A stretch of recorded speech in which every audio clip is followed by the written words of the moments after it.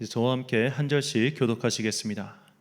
하나님의 말씀은 살아있고 활력이 있어 좌우에 날선 어떤 검보다도 예리하여 혼과 영과 및 관절과 골수를 찔러 쪼개기까지 하며 또 마음의 생각과 뜻을 판단하나니 지으신 것이 하나도 그 앞에 나타나지 않음이 없고 우리의 결산을 받으실 이의 눈앞에 만물이 벌거벗은 것 같이 드러나느니라.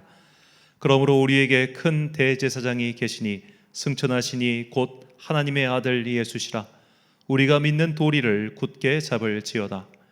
우리에게 있는 대제사장은 우리의 연약함을 동정하지 못하실 리가 아니요 모든 일에 우리와 똑같이 시험을 받으신 이로되 죄는 없으시니라. 함께 읽습니다. 그러므로 우리는 긍휼하심을 받고 때를 따라 돕는 은혜를 얻기 위하여 은혜의 보좌 앞에 담대히 나아갈 것이니라. 아멘. 무엇을 얻을 것인가 라는 제목으로 하나님의 말씀 선포하겠습니다. 이 세상에 공짜란 없습니다. 당연하죠. 공짜란 없습니다. 우리가 누군가에게 베푸는 것도 또 누군가에게 받는 것도 사실상 어떤 무언가 보이지 않는 대가가 오고 가는 것이죠. 예를 들어 누가 나에게 선행을 베풀었다 가정해 봅시다. 그 사람이 그냥 정말로 그냥 선행을 베풀 리는 없죠. 어떤 의미냐? 그 사람이 설령 나와 일면식도 없는 사이라서 선행을 베풀었다 치더라도 그 사람은 그 선행을 통해 자신의 마음에 어떤 만족을 얻는다는 뜻입니다. 그렇기 때문에 완벽하게 100% 이타적인 행위란 없습니다. 사실 우리는 모두 무언가를 얻기 위해 달려가는 사람들입니다. 학생이 공부를 하는 이유는 이 나라 민족의 중흥에 이바지할 인재가 되기 위해서가 아니죠. 자신의 입신양면을 위해서입니다. 직장 생활하는 사람들이 직장 생활을 열심히 하는 이유는 내가 어떻게든 이 회사를 부흥시켜 가지고 이 회사를 세계 최고의 회사로 만들어야지, 그런 사명감 때문이 있을까요? 없을 것 같아요. 제 생각에 결국 자신의 승진과 또 월급 때문이겠죠. 결국 다 우리의 모든 행동은 사실 본질적으로 자기 자신을 위해서라는 겁니다. 완벽하게 남을 위해서 하는 행동, 그런 것은 없습니다. 우리가 심지어 자녀를 사랑하는 것도 어떻게 보면 내 새끼니까 사랑하는 거지. 제가 예전에 이제 아주 어렸을 때 저희 막내 삼촌이 그런 말 한 적이 있어요. 너는 그냥 3살까지 한 효도로 평생 할 효도 다 했다. 그냥 이쁘니까, 제가 뭘 해서 이쁜 게 아니라 그냥 이쁘니까 좋아하신 거 아니에요? 그분들도 저를 보면 행복하셨겠지. 그러니까 다 쌤쌤이라 다 얻어갈 거 얻어가셨다고. 자, 우리 모두가 다 이렇게 누군가를 위해서 무언가를 한다고 하더라도 사실상 그에게서 무언가를 얻고 있습니다. 그러므로 내가 누군가를 대할 때 우리는 사실 내가 저 사람을 대하면서 나는 이런 것을 얻을 수 있겠구나, 저런 걸 얻을 수 있겠구나, 본능적으로 다 생각하고 있다는 뜻이죠. 그러면 우리가 하나님을 믿음으로써 우리는 무엇을 받게 될까요? 성경은 우리가 주님을 믿음으로써 복을 받게 된다고 이야기하고 있습니다. 시편 107편 8절과 9절 말씀. 여호와의 인자하심과 인생에게 행하신 기적으로 말미암아 그를 찬송할지로다. 그가 사모하는 영혼에게 만족을 주시며 줄인 영혼에게 좋은 것으로 채워 주심이로다. 아멘. 자, 우리가 하나님을 믿는데, 하나님께 또 내가 성실히 그분의 명령을 따라 사는데 내 삶에 온통 어려움과 고난과 가난과 질병과 고통뿐이라면 왜 하나님을 믿겠습니까? 우리가 주님을 믿는 이유, 하나님을 나의 아버지라고 고백하고 그리스도 예수를 나의 구주라고 고백하는 이유는 복받기 위해서예요. 분명한 사실입니다. 우리는 복을 얻기 위하여 하나님을 믿는 사람들이죠. 그렇다면 하나님을 믿는 사람들은 도대체 어떤 복을 받게 되는가? 성경은 우리에게 2가지 복을 약속하고 있습니다. 첫 번째로 현세의 복, 즉 내가 이 땅을 살아가는 동안 얻게 될 복이며, 두 번째로 내세, 즉 내가 죽은 이후에 얻을 복입니다. 자, 우리는 이 2가지 복을 꼭 기억하고 있어야 됩니다. 현세의 복을 등한시해서도 안 되고 내세의 복을 등한시해서도 안 돼요. 자, 현세의 복은 현세의 복 따윈 필요 없어. 이 세상은 어차피 거쳐가는 세상이야. 우리는 오직 천국만을 바라보며 살아야 돼. 이렇게 이야기하면서 현세의 복을 부정해버리면 우리는 시한부 종말론자가 되고 맙니다. 그냥 이 땅은 다 거쳐가는 그냥 아무렇게 살아도 그냥 산으로 들어가자 하면서 이렇게 옛날에 1998년이었던가요? 다미 선교회처럼 몇 년이었죠? 정확히 기억이 정확히 안 나는데 이렇게 다미 선교회처럼 세상을 등지고 막 어디론가 가버리던가, 또 미국에 있는 요즘 그런 이상한 사이비 단체처럼 이렇게 어디론가 빠져가지고 세상과는 완전 등진 채로 살아가는 그런 종말론 공동체를 만들 수밖에 없는 것이죠. 그러므로 우리는 현세의 복을 마냥 부정해서는 안 됩니다. 그래서 잠언 30장에 보면 아굴이라는 사람이 이런 기도를 주님께 올립니다. 30장 7절과 8절 말씀, 내가 두 가지 일을 주께 구하였사오니 내가 죽기 전에 내게 거절하지 마시옵소서. 곧 헛된 것과 거짓말을 내게서 멀리 하옵시며 나를 가난하게도 마옵시고 부하게도 마옵시고 오직 필요한 양식으로 나를 먹이시옵소서. 아멘. 자, 필요한 양식을 구하고, 주님, 오늘 내가 이 삶을 살아가는 동안 주님의 도움이 필요합니다. 내가 너무 가난하지 않게 하시고 그렇다고 너무 부자가 돼가지고 지멋대로 살지도 않게 해주세요. 너무 건강해서 그냥 자기 힘만 믿고 사는 사람 되지 않게 하시고 너무 아파서 아무 일도 못하는 사람 되지 않게 해주세요. 이런 기도 마땅히 성도라면 당연히 구할 수 있는 우리의 권리입니다. 우리는 하나님의 자녀이기 때문에, 그리고 또 하나님께서는 이 땅을 다스리는 분이기 때문에 우리는 응당 이 땅을 살아가는 동안 필요한 것들을 주님께 구할 수 있는 것이죠. 여러분, 사람과의 관계에 있어서 저 사람의 마음을 움직일 때 내 힘으로 움직일 수 있겠습니까? 사람 한 명의 마음도 내 마음대로 안 되는 것이 현실입니다. 그렇기 때문에 내 힘으로 안 되는 일을 만났을 때, 내 힘으로 어찌할 수 없는 고난을 만났을 때 우리는 주님께 기도할 수 있는 자격이 있고 권리가 있고 또한 의무가 있다는 것을 꼭 기억하십시오. 우리는 현세의 복을 얻기 위해서 주님을 믿는 것은 아니지만 현세의 복을 받을 수 있는 자격이 있습니다. 자, 이렇게 우리가 현세의 복을 받을 수 있는 자격에 대해서 주님께서는 신명기 말씀을 통해 이렇게 말씀하셨습니다. 신명기 6장 3절 말씀, 이스라엘아 듣고 삼가 그것을 행하라. 그리하면 내가 복을 받고 내 조상들의 하나님 여호와께서 내게 허락하심 같이 젖과 꿀이 흐르는 땅에서 내가 크게 번성하리라. 아멘. 자, 주님께서는 주님의 명령을 순종하는 사람들, 하나님의 명령을 따라 사는 사람들에게 복을 주시겠다, 번성하게 해주시겠다 약속하셨습니다. 근데 여기서 이게 재미있어요. 이 젖과 꿀이 흐르는 가나안 땅이란 말은 사실 가나안 땅은 젖과 꿀이 흐르지 않는 매우 척박한 땅입니다. 그래서 성경에 보면은 그 땅은 비를 흡수하는 땅이라는 표현이 나와요. 우기가 있고 건기가 있고 우기 때 쏟아진 비로 겨우겨우 연명할 수 있고, 그마저도 건기가 되면은 마실 물이 없기 때문에 억지로 포도주를 마셔가면서 어떻게 보면 갈증을 달래야 하는 것이 바로 팔레스타인 땅의 지형이었습니다. 그런데 그 땅이 어떻게 젖과 꿀이 흐르는 땅인가? 너희가 나의 명령에 순종하면 그 땅이 젖과 꿀이 흐르는 땅이 된다는 거예요. 내가 그 땅을 바꿔줄 거야. 너의 환경을 변화시켜 줄 거야. 그러니 너희는 나의 명령을 따라 살아. 이것이 주님께서 주님의 자녀들에게 주시는 현세의 복에 대한 약속입니다. 특별히 우리는 내 힘으로 어찌할 수 없는 그런 간구, 특히 이제 질병에 대해서도 주님께 마땅히 구할 수 있는 권리가 있음을 기억하십시오. 야고보서 5장 16절 말씀입니다. 그러므로 너희 죄를 서로 고백하며 병이 낫기를 위하여 서로 기도하라. 의인의 간구는 역사하는 힘이 큼이니라. 아멘. 우리가 이제 질병은 물론 아플 때 당연히 의사를 가야 됩니다. 가끔씩 어떤 성도님들 가운데 진짜 저도 딱 한 번 뵀는데 아픈데 이거 목사님께 기도하면 나을 거야 해가지고 애가 막 떼굴떼굴 굴르는데 목사 불러가지고 축사해 주세요 하는 분이 있었어요. 성도님 중에. 애는 진짜 이게 막 맹장이 터졌던 거예요. 맹장이 터졌는데 초등학생 애가 목사를 불러가지고 안수기도를 부탁더라고요. 그래서 다행히 그 목사님이 지각에 있는 분이어가지고 집사님 빨리 구급차 부르라고 해가지고 빨리 이제 구급차를 갔는데, 여러분, 주님께서는 의사의 손을 통해서 역사하신다는 것을 꼭 기억하십시오. 물론 축사기도, 축복기도로 병이 나는 것도 있습니다. 그런 일들이 없지 않고 저도 본 적이 있습니다만, 그런데 우리가 그런 특별한 기적을 기대하는 것이 아니라 우리 일상에서 이미 병원이라고 하는 주님께서 주신 선물이 있어요. 그것도 주님께서 인류에게 주신 선물입니다. 그런데 오늘날 선교지에 가면은 병원이 없잖아요. 의사가 없잖아요. 그래서 선교사님들 통해서는 이런 역사가 굉장히 많이 일어납니다. 왜냐하면 없으니까. 없으니까 하게 해주시는 거고 우리에게는 있으니까 그런 일들이 적게 일어나는 것뿐이에요. 그러므로 우리가 이런 어떤 의학을 이용하는 것, 이런 것에 대해서 우리가 너무 부정적으로 생각할 필요는 당연히 없습니다. 다만 의학으로 치료할 수 있는 질병이 전체 질병의 30%밖에 되지 않는다는 이야기도 있습니다.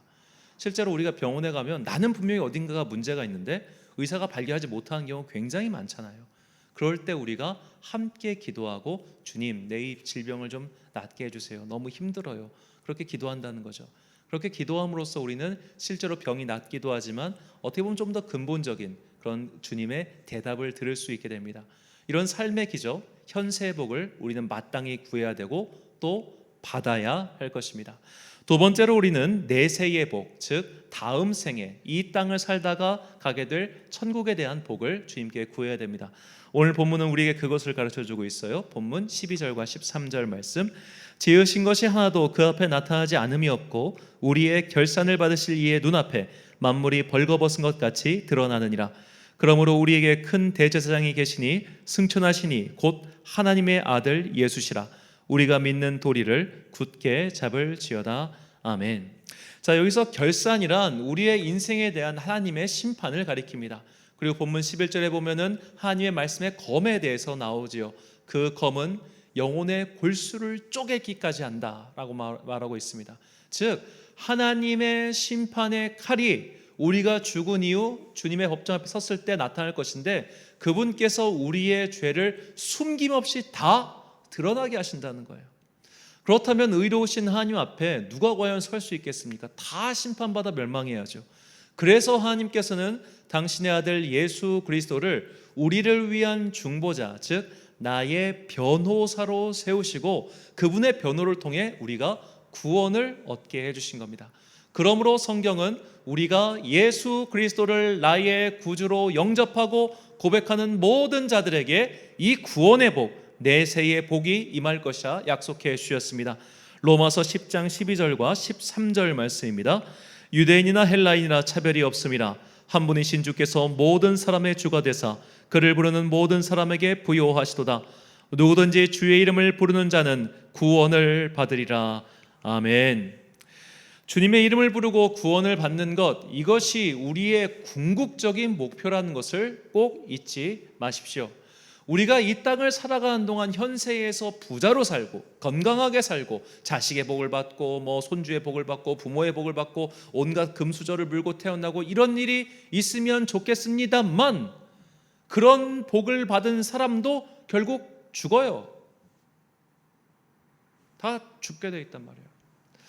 제가 이제 사실 삼국지를 제가 굉장히 좋아하는데 이 삼국지에 보면 삼국지가 굉장히 그때 난세였습니다. 그때가 이제 기원 후 이제 2, 3세기 경인데 이 위나라, 조조, 총나라, 유비, 오나라, 손권 이렇게 막 싸우고 있을 때 그때 중국의 인구가 수백만 명이 죽었대요. 그 정도로 굉장히 오랜 난세였는데 자 그때 공자의 후손 중에 공융이라고 하는 사람이 있었습니다. 공융이라고 하는 사람. 근데 이 공융이라고 하는 사람은 그 누구도 건드리지 못했어요. 아무도 건드리지 못했어요. 왜? 공자의 자손이라고. 그러니까 이 사람은 뭔 말을 해도 무사하고 뭔 말을 해도 무사하고 그렇게 살았다고 해요. 그러다 나중에 이제 좀 큰 화를 당하긴 하지만 자 우리가 이런 핵 금수저를 물고 태어나도 결국 죽어요. 우리나라 삼성의 그 유명한 이제 이병철 회장님도 돌아가셨잖아요. 이건희 회장님도 막판에는 그냥 거의 병상에서 있다가 돌아가셨잖아요. 그러니까 한국 최고의 부자인데, 한국 최고의 부자고 정말 차가 몇십 대가 있는데 타지도 못하고 돌아가셨단 말이에요. 우리가 현세에서 아무리 복을 누려도 그 복은 결국 사라지고 맙니다. 그러므로 우리가 현세의 복을 받는 것 당연히 중요하지만 제일 중요한 것 내세의 복, 즉 영혼의 구원을 받는 것이 제일 중요하다는 것을 꼭 잊지 마십시오. 이것이 우리의 믿음의 목표입니다. 베드로전서 1장 8절과 9절 말씀입니다. 예수를 너희가 보지 못하였으나 사랑하는도다. 이제도 보지 못하나 믿고 말할 수 없는 영광스러운 즐거움으로 기뻐하니 믿음의 결국 곧 영혼의 구원을 받음이라. 아멘. 영혼의 구원을 받고 하나님께서 계시는 그 천국에서 영원한 천국 잔치를 누리는 것, 이것이 그리스도 예수를 믿음으로써 우리가 가장 크게 궁극적으로 누릴 복이라고 성경은 분명히 우리에게 이야기하고 있습니다. 그러므로 우리는 현세의 복과 함께 이 내세의 큰 복, 이 두 가지를 모두 얻기 위해서 하나님을 믿는 거예요. 현세의 복과 내세의 복, 이 두 가지를 얻기 위해 주님을 믿는 것이 바로 그리스도인입니다. 그렇다면 우리는 이 현세의 복과 내세의 복, 이 두 가지를 얻기 위해 도대체 무엇을 해야 할까요? 오늘 본문은 그것을 우리에게 가르쳐주고 있습니다. 16절 말씀입니다. 그러므로 우리는 긍휼하심을 받고 때를 따라 돕는 은혜를 얻기 위하여 은혜의 보좌 앞에 담대히 나아갈 것이니라. 아멘.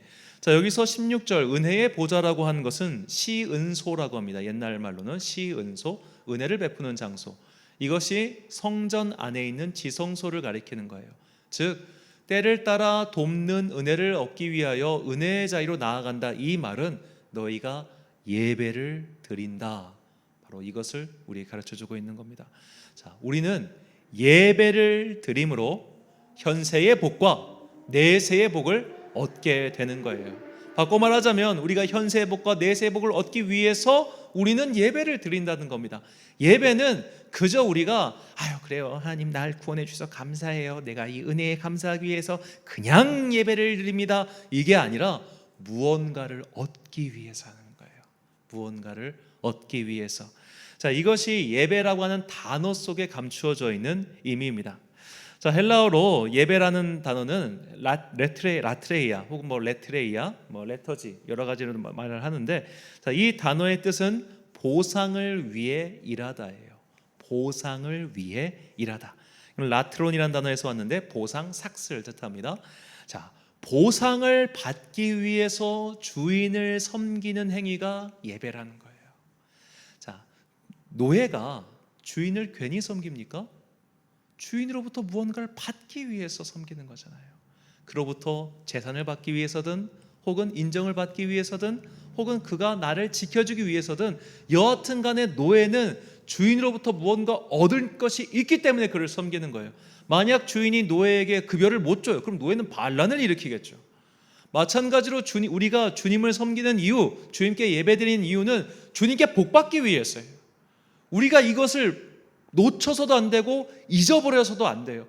이거를 잊어버리는 순간 우리는 그저 예배를 내가 왜 하는지 까먹어야 되는 거예요. 예배의 목적이 도대체 뭐냐 이거예요. 자, 여기서 우리가 이 현세의 예배가 어려운 것이 바로 여기에 있습니다. 아까 말한 그 예배라는 단어 라트레이아는 또 다른 의미가 있는데, 두 번째 의미가 뭐냐면 백성의 일이에요. 백성의 일. 라오스라는 헬라어와 에르곤이라는 헬라어가 결합된 단어이기도 한데, 자, 백성의 일이란 매일매일 반복되는 하층민의 일을 뜻해요. 매일매일 반복된 하층민의 일. 우리가 매일 하는 설거지, 빨래, 청소를 뜻하는 겁니다. 옛날 귀족 사회에서 이건 귀족들이 하지 않았죠. 전부 다 노예들이 하는 일이었어요. 그리고 이런 걸 하는 사람들을 집사, 디아코노스라고 불렀습니다. 그러니까 오늘날 교회에서 집사 직분이라 하면은 그냥 옛날에는 집의 가정부, 가정노예를 뜻하는 단어였어요. 그 정도로 우리가 드리는 예배란 노예들의 일과 똑같아요. 반복이라는 겁니다. 반복. 설거지는 오늘도 해야 되고 내일도 해야 됩니다. 청소는 안타깝지만 오늘도 해야 되고 내일도 해야 됩니다. 설거지도 빨래도 똑같습니다. 우리의 일상적인 이런 반복이 이루어지는 것이 바로 예배라는 거예요. 그래서 예배는 우리를 참 힘들게 해요. 저 예전에는 대하 드라마 같은 게 있었죠. 그래서 막 100부 몇 년 단위로 하는 전일기를 도대체 몇 년 동안 했는지는 모르겠습니다만 그렇게 오랫동안 방영하는 드라마가 있었단 말이에요. 근데 지금은 길어봐야 20부작입니다. 15부작, 8부작도 나오죠. 그리고 예전에는 막 드라마가 1시간씩 했는데 지금은 웹드라마 같은 게 나와가지고 15분, 10분, 심지어는 5분 단위로 드라마를 끊어요. 왜냐? 사람들이 이제는 테레비로 보지 않기 때문에 스마트폰으로 보잖아요. 그러니까 10분 이상 시청하기가 힘든 거예요. 지하철에서 보고 대중교통에서 보고 하다 보니까 드라마가 짧아졌습니다. 얼마 전에 그 지구 오락실이라고 하는 그 나영석 PD가 한 재밌는 예능이 있었어요. 이제 아마 끝나는 걸로 알고 있는데 거기서 이제 보면 이번에 출연진이 여태까지 나영석 씨가 좀 나이 많은 강호동 씨랑만 이렇게 놀다가 아주 젊은 20대로 구성해가지고 하는데 소위 말해 MZ 세대 따라가지를 못해요.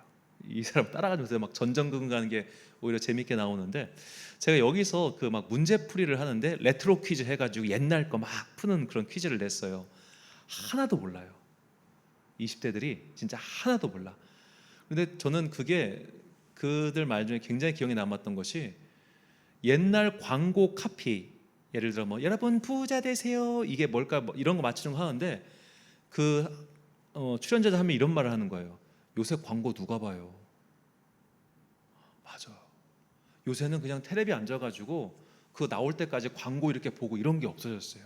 그냥 뭐 넷플릭스라든지 그런 식으로 딱딱딱 자기가 보고 싶은 거 결제해서 보고 하잖아요. 이 말인즉슨 이제는 기다리지 않아요. 같은 거 반복하는 거 싫어해요. 짧고 어떻게 보면 재밌고 간편한 걸 좋아하죠. 그래서 소설 같은 경우도 예전에는 이제 책으로 나오고 두껍게 나왔지만 지금은 스마트폰으로 볼 수 있게끔 문단을 짧게 씁니다. 그렇게 하는 컨텐츠가 이제 바뀌었어요. 이 컨텐츠의 흐름이 완전히 바뀌어버린 거예요. 자, 이런 시대 속에서 1시간을 예배한다? 설교를 30분씩 듣는다? 있을 수가 없는 일인 거예요. 있을 수가. 이거는 완전히 시대를 역행하는 거예요. 오늘 우리가 부른 찬양을 보십시오. 전부 다 300년 전, 200년 전 노래들입니다. 300년 전, 200년 전 노래를 부르며 지금 10분 단위 컨텐츠가 들어가고 이제는 10분도 길다. 30분짜리 쇼츠 영상. 저는 틱톡을 하지 않지만 그 몇 초예요 그런 거. 막 그렇게 짧은 거 지나가는 그 시대에 1시간짜리 예배를 드린다? 30분짜리를 한다? 더구나 그거를 매주 똑같이 한다? 얼마나 어려운 노동입니까? 우리의 예배는 사실 지난주와 똑같습니다. 다음 주도 똑같을 겁니다. 달라지는 것은 사실 근본적으로 없어요. 설교의 메시지가 바뀐다? 사실 설교도 이놈이 하나 저놈이 하나 다 대동소이해요. 100명의 설교자를 놓고 설교를 들어보십시오. 과거로부터 지금까지 달라진 게 뭐 하나 있나? 달라진 게 아무것도 없습니다. 말투가 다르고 사투리가 다르고 그 본문이 다를 뿐 기본적인 골격은 똑같아요. 예수 잘 믿읍시다. 그거 말고는 없습니다. 그런 식으로 우리는 매번 반복해서 예배를 드려요. 왜 그러냐? 반복해서 숙달시키기 위해서요. 반복해서 숙달할 때 우리는 내가 이 반복을 통해서 은혜를 잊지 않고 반복을 통해서 더욱더 예배에 집중하게 되고 반복을 통해서 은혜를 사모하고 복을 얻는 그런 훈련을 하는 것입니다. 그래서 성경은 우리에게 이 반복 숙달에 대해 이렇게 이야기합니다. 히브리서 12장 28절과 29절 말씀. 그러므로 우리가 흔들리지 않는 나라를 받았은즉 은혜를 받자. 이로 말미암아 경건함과 두려움으로 하나님을 기쁘시게 섬길지니 우리 하나님은 소멸하는 불이심이라. 아멘. 자, 여기서 섬기다라는 단어가 아까 말씀드렸던 헬라어 라트레이아, 즉 예배하다와 똑같습니다. 즉 우리가 예배를 드릴 때는 경건함과 두려움으로 하는 거예요. 그 누가 설거지를 경건함과 두려움으로 하겠습니까? 그 누가 빨래를 경건함과 두려움으로 하겠습니까? 반복하면 쑥달은 돼요. 설교 20년 듣다 보면 한 목사한테 20년 듣다 보면 이제 저 얘기하려고 하는구나 다 알아요. 10년만 들어도 알아요. 그렇기 때문에 반복하다 보면 사실 내가 익숙해지고 능숙해지고 강해지는 것도 맞지만 반대로 지겨워져요. 답답해져요. 신선함이 없어요. 그 밥이 그 밥이에요. 아이고 어제도 이 반찬, 오늘도 이 반찬, 내일도 이 반찬이겠지, 그런 마음이요. 하지만 이런 마음으로 우리가 빠지지 않기 위해서 필요한 것이 바로 경건함과 두려움이라는 겁니다. 경건한 마음, 두려운 마음, 하나님을 경외하는 마음, 이 마음을 가지고 예배를 드리는 것이 바로 영과 진리로 드리는 예배입니다. 우리가 이렇게 영과 진리로 예배를 드릴 때 영과 진리의 마음으로 주님을 날마다 성실하게 섬길 때 주님께서는 현세의 복과 내세의 복을 우리에게 선물로 주십니다. 누가복음 18장 29절과 30절 말씀 함께 읽겠습니다. 시작. 이르시되 내가 진실로 너희에게 이르노니 하나님의 나라를 위하여 집이나 아내나 형제나 부모나 자녀를 버린 자는 현세의 여러 배를 받고 내세의 영생을 받지 못할 자가 없느니라 하시니라. 아멘. 자, 이 말씀 잘 보세요. 집이나 아내나 형제나 부모나 자녀를 버린 자, 그런데 버렸는데 여러 배를 받는다. 이 말은 버리라는 말이 아니죠. 너희가 예배를 가장 높은 곳에 두면 내가 그 이상의 복을 너희에게 줄 거야 라는 하나님의 복의 약속입니다. 사랑하는 천안 광성교회 성도 여러분, 그리고 이 예배를 함께 드리고 계신 귀한 주님의 자녀 여러분, 내년도 우리 교단이 속한 총회의 주제 제목이 복음의 사람 예배자로 살게 하소서입니다. 왜 이런 제목을 설정했는가? 우리가 2년 동안 이 코로나 시대를 살면서 삶에서 예배가 무너졌다라는 이야기가 많이 들리기 때문입니다. 얼마 전 국민일보에서 이 성도들 1000명을 대상으로 설문조사를 했는데 이 한국교회가 가장 먼저 회복해야 되는 것이 무엇이냐라는 질문에 약 70%가 예배라고 대답했습니다. 성도들도 목회자들도 그리고 교회들도 모두가 다 예배를 회복해야 된다. 우리가 삶에서 예배자로 살아갈 수 있도록 우리가 예배를 온전히 세워야 된다. 모두 그렇게 이야기하고 있습니다. 그렇다면 우리가 왜 예배를 드려야 하며 왜 삶의 예배자로 살아야 되는가? 바로 복을 얻기 위해서라는 것을 잊지 마십시오. 우리가 얻을 복은 현세의 복과 내세의 복 두 가지 모두입니다. 현세의 복만 추구하는 사람은 천국을 바라보지 않기 때문에 이 땅에서 호의호식하는 것을 목표로 삼지만 그런 자들은 죽음과 함께 사라질 뿐입니다. 또한 우리가 내세의 복만 바라보면서 현세의 복을 등한시하면 우리는 이 세상과 유리되어 살아갈 수밖에 없습니다. 그러므로 우리가 이 두 가지를 다 놓치지 않고 현세에도 복을 주시고 내세에도 복을 주시는 하나님께 경건함과 두려운 마음으로 매주 반복되는 예배를 통하여 영과 진리의 예배를 드릴 때 이 현세의 복, 내세의 복 이 두 가지를 모두 취하시는 주님의 거룩한 자녀들 되시길 주의 이름으로 축원합니다. 기도하겠습니다. 사랑과 은혜가 풍성하신 아버지 하나님, 우리가 복을 얻기 위하여 이 자리에 나왔습니다. 우리가 주님께 복을 받기 위하여 우리는 오늘도 반복해서 예배를 드립니다. 주님, 우리의 예배가 경건함과 두려움의 예배, 영과 진리의 예배가 되기를 소망하오니 이 예배를 통하여 주님 홀로 영광 받으시고 우리에게 현세의 복과 내세의 복 이 두 가지를 모두 선물로 주시옵소서. 이 땅을 살아가는 동안 곰핍하거나 낙심하거나 괴로워하지 아니하도록 우리의 삶의 길을 열어주시고 또한 우리가 이 땅을 살면서 천국을 바라보며 주님의 나라에서 누릴 그 영원한 기쁨의 잔치를 소망하며 살아가는 복된 자녀 되게 하여 주옵소서. 오늘의 예배와 또 다음의 예배 그리고 앞으로의 모든 예배를 통하여 우리가 이 두 가지 복을 모두 얻는 정말로 복 덩어리가 되기를 간절히 소망하오며 이 모든 말씀 복의 근원이신 예수 그리스도의 이름으로 기도드립니다. 아멘.